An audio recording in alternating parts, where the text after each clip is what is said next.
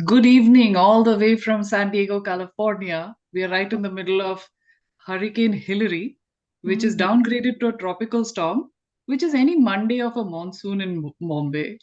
So there isn't much happening. But this gives us a welcome segue into our Simplicity series. And we are getting together after a while. How are you? Long time, yeah. I'm good. How are you? Like I said, we are bracing for the storm, which right now is just Bundabandi. I'm sure All you do right, well. right?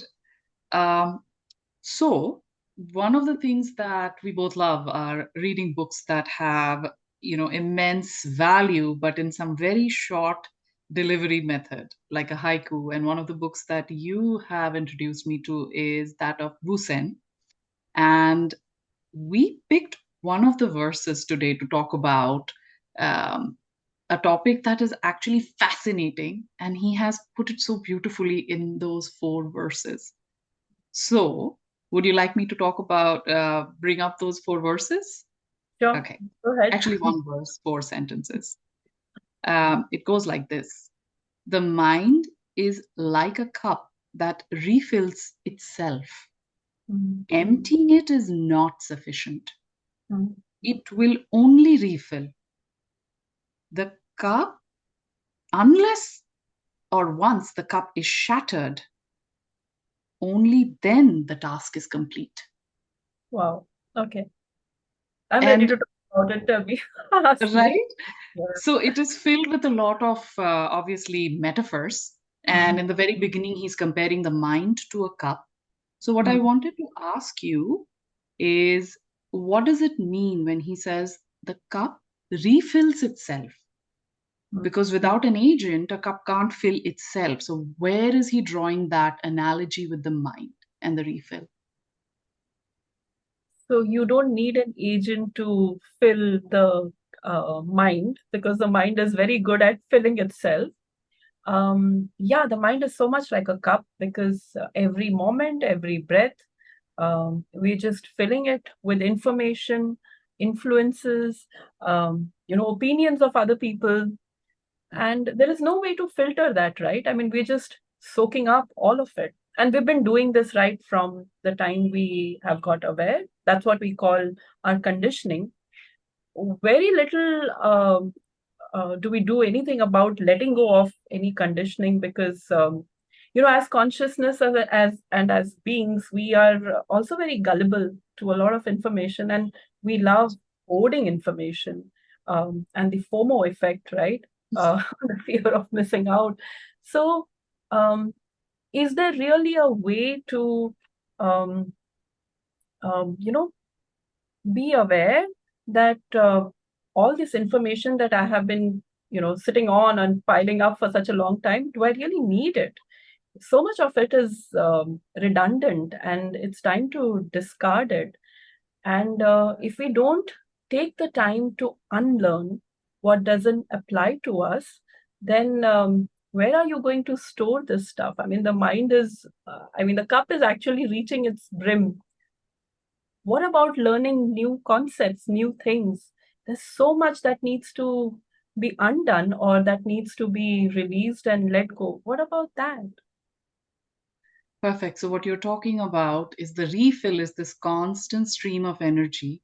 Even if while sleeping, through obvious memory, we are losing some of that info, but we are constantly refilling it. Oh, yeah. And what he's talking about is emptying is not sufficient, meaning, even if there is zero, you bring the cup down to zero, it's not sufficient. What can you elaborate on that piece? And that's so, so beautiful because the propensity of the mind is to keep picking up, and the mind is very insecure. It loves data. It loves to know. It loves to put labels on things because unless that's not done, it wouldn't feel safe. And that's who we become. We are, intrinsically very insecure beings. And that's why we like to know things, right? I mean, uh, I would love to be in a space where people just let life unfold without the mind wanting to know anything. I mean, why do we want to even plan things? The reason why we plan is because we live so much in doubt. So, um, if you keep emptying the mind, um, it will ensure that it fills itself somehow, because it wants to be in that space of um, knowing something or the other.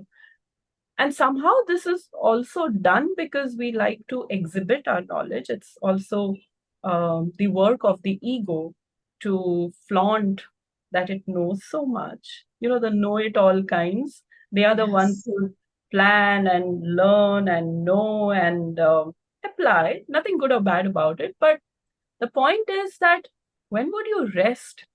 I mean, even when you're sleeping, your mind is working, as you said. But what about resting? I mean, ask the mind for once, what would you really want? And maybe there is a deeper voice that the mind has, and it would say, leave me alone. I hope, I wish that's what I'd hear. But yeah, I guess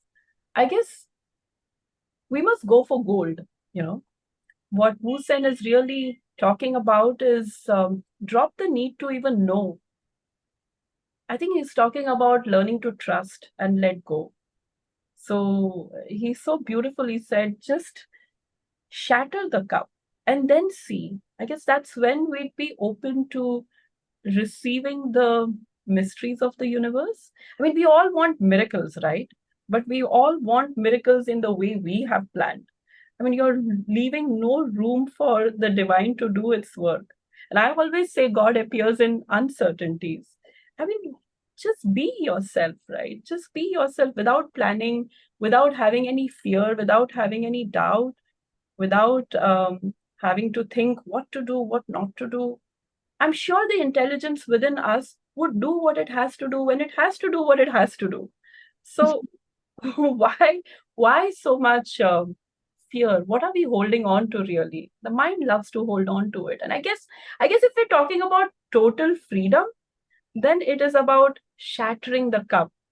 Let go all your guards and just be and see, is life really as bad as you think?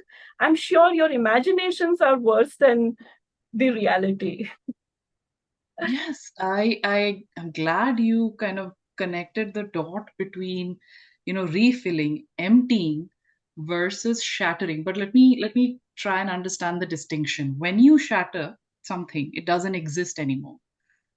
Are we then talking about, or rather inferring that the existence of mind should be no more? Yeah, that's interesting. See, the mind is, it will be used for practical purpose. Okay. It's an aspect of consciousness. But we have identified too much with the mind, and we have forgotten that we truly are this intelligence that is consciousness itself. So the purpose of mind would still continue to remain in terms of whatever is needed. And I guess it would come down to basics, you know. But when the mind is surrendered to the intelligence of life, which is what we're talking about, the trusting space, I guess things just happen because um, life happens, right? I mean, whether you plan it or not, it happens. And sometimes the biggest disappointment is, why does it happen? Why do things happen against our planning? And that creates more room for hurt and pain. And why not drop the whole thing? I guess that's what shattering the mind is. Leave no room for any hurt, any pain. Let go all expectations, let life do its work, and I'm sure it will do its job phenomenally well, better than what the mind is planning for. That's true. Actually, as you're saying, I'm actually visualizing it. So, what it really probably alludes to, as you're pointing out, that all that conditioning, gathering of the information, a cup is that receptacle, but it is also the reservoir. So, what this is actually alluding to in the simile or a metaphor of shatter is let those experiences come in, but not store. So Mm. we basically, like you said, go with the flow of living as opposed to hold on, gather it, create a reservoir, let it fester until it spills in uncontrollable ways. Yeah, because the reservoir is only storing data, right? It's memory, and we keep feeding into memory. And every time the mind goes back into the past, it is recreating from that information. Correct. And it's like moving into a predictable future. Then why are we talking about creating something new in our lives? I mean, the freedom is only in the space of the unknown. Actually, it's in the moment, because the present moment is very potent. Can you allow yourself to just be the way you are? It's simple. Why do we want to hook ourselves in past, anchor ourselves in certain experiences and say, okay, that happened, I guess then that should happen. Let there be no reference points. I mean, it's about being suspended, and you're only going to have fun. And I'm asking our listeners to really get into that space where you allow life to do its best for you. I mean, trust life for once, please. Can we do that? Fully, totally. Shatter that cup. Shatter that cup. You don't need it. You really don't need it. Don't And need it. um, life will do amazingly awesome things for you. I mean, it will unfold only miracles. The extraordinary will become ordinary. I mean, that's a given. So shatter that cup. Awesome. That's an amazing wrap up to this very quick, potent, haiku level Mm, conversation. I had a lot of fun. me too. Hope you enjoy the rest of your day. Sure. And a big hello to all our listeners and a goodbye. Goodbye. Have fun. Bye Bye. bye.